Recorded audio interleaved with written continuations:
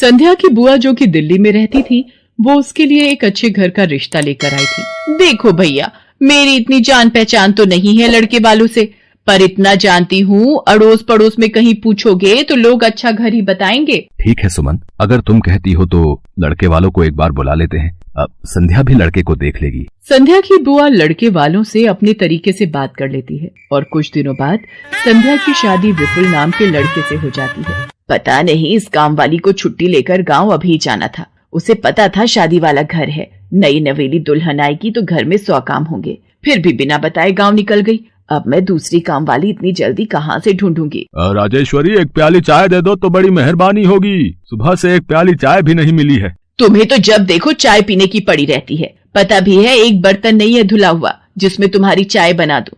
ढेरों बर्तन रसोई में पड़े हैं झूठे। माँ, मैं कॉलेज जा रही हूँ, तुम मुझे ये मत कहना कि मैं छुट्टी कर लूँ और तुम्हारे साथ घर का काम करवाऊँ। मेरा आज बहुत बड़ा प्रोजेक्ट सबमिट होना है, इसलिए मैं तो कोई काम नहीं कर सकती। ये लो, अब इसे भी अभी कॉलेज जाना था। अब मैं क्या करूं, कुछ समझ नहीं आ रहा। संध्या की सास राजेश्वरी अभी काम वाली को लेकर परेशान हो ही रही थी। तभी संध्या राजेश्वरी की सारी बातें सुन लेती है और रसोई में जाकर बर्तन धोने लगती है। अरे संध्या बहू, तुम ये रसोई में क्या कर रही हो? हटो हटो हटो, ये झूठे बर्तन तुमसे थोड़ी करवाऊंगी। अभी तुम्हारे हाथों की मेहंदी भी नहीं उतरी। माँ जी, आप परेशान मत हो, मैं थोड़ी देर में ही सारा काम निपटा दूंगी। आप अकेले इतना काम नहीं कर पाओगे। ठीक है, अगर तुम कहती हो तो मैं कोई और काम कर लेती हूँ। माँ, पड़ोस में किसी से पता करो, शायद कोई और काम वाली मिल जाए। मैंने पूछा था, पर अभी किसी भी काम वाली के पास समय नहीं है। पुलकित काम पर चला जाता है। संध्या सारे घर का काम करती है। अब तो रोजाना ही ऐसा होने लगा। काम वाली तो थी नहीं। संध्या की ननद पूजा सुबह होते ही कॉलेज निकल जाती और सास पैरों में दर्द के बहाने बिस्तर पर आराम करती। संध्या तो मानो घर के कामों में ही उलझ गई। एक शाम, माँ, तुम बिल्कुल सही बहू ढूंढ कर लाई हो। बेचारी गरीब घर की है, इसलिए चुपचाप संस्कारी बहू की तरह घर के काम कर लेती है। अगर कोई पैसे वाले घर की लड़की बहू बनाकर ले आती तो वो पूरे घर को अपने इशारों पर नचाती और तुम और मैं बस बर्तन घिसते रह जाते। तभी तो मैंने इसकी बुआ को शादी के लिए हाँ कह दिया था। मुझे पता है ये गरीब घर की लड़कियां बड़ी सीधी सादी बहुएं साबित होती हैं। अब काम वाली गांव भाग गई। सोच ये ना होती तो कौन काम करता। राजेश्वरी, तुम दोनों माँ बेटी को तो संध्या बहू का शुक्रगुजार होना चाहिए। बेचारी ने आते से ही पूरा घर संभाल लिया। ऐसे ही दिन बीत रहे थे। संध्या सभी घर वालों की देखभाल का पूरा ध्यान रखती थी। एक दिन, क्या हुआ पुलकित बेटा, तुम इतने परेशान क्यों हो? और आज तुम ऑफिस भी नहीं गए? पापा, मेरी नौकरी छूट गई है। कंपनी घाटे में चल रही थी, इसलिए उन्होंने मेरे जैसे बहुत से वर्कर्स को अचानक निकाल दिया। दिमाग खराब हो रहा है, गाड़ी की किश्त भरनी है, घर का लोन भी पूरा नहीं हुआ है। घर का खर्चा अब सब कुछ कैसे होगा, कुछ समझ में नहीं आ रहा है। पुलकित बेटा, चिंता मत कर, अब कोई ना कोई रास्ता निकल आएगा। ज्यादा होगा तो कुछ दिनों के लिए मैं कोई काम कर लूंगा। पापा, मेरे होते हुए आप काम नहीं करोगे, मैं कुछ सोचता हूँ। पुलकित दूसरी नौकरी को लेकर परेशान था। उसे कोई काम नहीं मिल रहा था। घर में पैसों की तंगी भी शुरू हो गई। पुलकित ने अपनी गाड़ी बेच दी। घर के लोन को लेकर वो परेशान था। 15,000 रुपए की किश्त उसे भरनी थी। तभी, भैया, मेरे कॉलेज की फीस इस बार बहुत लेट हो गई है। मेरा आखिरी साल है, अगले महीने की 5 तारीख तक 12,000 रुपए फीस के भरने हैं। मैं कुछ इंतजाम करता हूँ। ऐसे खाली हाथ पर हाथ रखकर मैं नहीं बैठ सकती, मुझे कुछ सोचना होगा।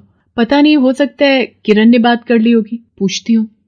हेलो किरण, मैं संध्या बोल रही हूँ। तूने बात की? फिर पार्लर में जगह खाली है क्या? हाँ, मैंने बात कर ली है। 12,000 रुपए महीना देंगी रविता मैम। बोल, तू हाँ बोलती है तो मैं बात कर लेती हूँ। ठीक है, तू हाँ बोल दे, कम से कम कुछ तो पैसे आ जाएंगे। संध्या पुलकित से पार्लर में मेहंदी लगाने की नौकरी की बात करती है। पहले तो वो मना करता है, पर संध्या उसे समझाती है। पुलकित, मैं जानती हूँ आप परेशानी के दौर से गुजर रहे हो। मैंने आपसे शादी के बाद हर सुख दुख में साथ निभाने का वादा किया था और आप परेशान मत हो। मैं घर और बाहर दोनों का काम एक साथ संभाल लूंगी। ठीक है संध्या, तुम कल से पार्लर में नौकरी के लिए जा सकती हो। अगले दिन से संध्या सारे घर के काम के साथ साथ पार्लर भी जाती और वहाँ पर पूरा दिन मेहंदी लगाने का काम करती और शाम के वक्त घर आती। संध्या बहुत मेहनत कर रही थी ताकि वो अपने परिवार की मदद कर सके। संध्या बहुत सुंदर मेहंदी लगाती थी।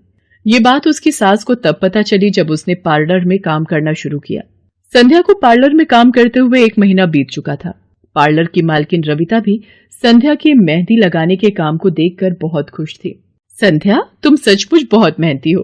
पिछले 1 महीने में बहुत से क्लाइंट तुम्हारी तारीफ कर रहे हैं और अपनी फैमिली फ्रेंड्स की शादी या सगाई फंक्शन के लिए तुम्हें ही मेहंदी के लिए बुक करना चाहते हैं। और हाँ, ये तुम्हारी सैलरी 12,000 रुपए। बाकी ये तुमने ओवर टाइम भी शादी के सीजन में बहुत किया है, उसके 6,000 रुपए अलग से दे रही हूँ। थैंक यू मैम, आपने मेरे काम की इतनी तारीफ की। मैं तो बस भगवान की कृपा से मेहनत से करती हूँ। संध्या घर आ जाती है और 12,000 रुपए पूजा के हाथ में रखती है। पूजा, ये तुम्हारी कॉलेज की फीस के पैसे, तुम कल ही अपनी फीस जमा कर देना। भाभी, ये तो आपकी मेहनत की कमाई है, आप ये सारे पैसे मुझे दे रहे हो? नहीं नहीं भाभी। पूजा, तुम मुझे अपनी भाभी कहती हो ना, और भाभी तो माँ समान होती है, तो क्या तुम अपनी भाभी माँ के पैसे नहीं लोगी? तुम अपने भैया से भी तो लेती हो ना। फिर मेरे और अपने भैया में फर्क है, मैं भी तो इस घर का हिस्सा हूँ, इसलिए ये पैसे रख लो। मुझे माफ कर दो भाभी, मैंने ना जाने आपके बारे में क्या क्या गलत सोचा। पुलकित को भी दूसरी नौकरी मिल जाती है। अब संध्या और पुलकित दोनों मिलकर काम करते थे। राजेश्वरी और पूजा भी अब संध्या की घर के कामों में बहुत मदद करती थी।